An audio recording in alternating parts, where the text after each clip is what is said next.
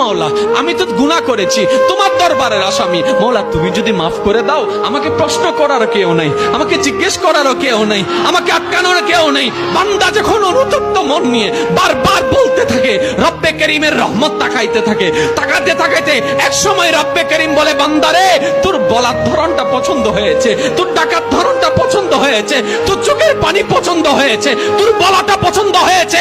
এবার মওলা বলে, আমি তোর সারা জীবনের কত গুনাহ করছিস? বান্দা বলে, মওলা 40,000 পার হয়ে গিয়েছে। কেউ বলে যে মওলা পাহাড় পরিমাণ হয়েছে, কেউ বলে যে মওলা আসমান পরিমাণ হয়েছে। এবার মওলা বলে যে আমি মাফ করে দিলাম, আমি মাফ করে দিলাম, আমি মাফ করে দিলাম, আমি মাফ করে দিলাম, আমি মাফ করে দিলাম, আমার বান্দাকে আমি মাফ করে দিলাম। ফেরেশতা বলে, মওলা এত বড় গুনাহগার, এত বড় আসামি, হাজার গুনাহগার, হাজারটা গুনাহ তওবা করেছে একবার, মাফ চেয়েছে একবার, তুমি মাফ করে দিলা, তুমি মাফ করে দিলা। রব্বে করিম বলে, মাফ করবো না তো কি করব?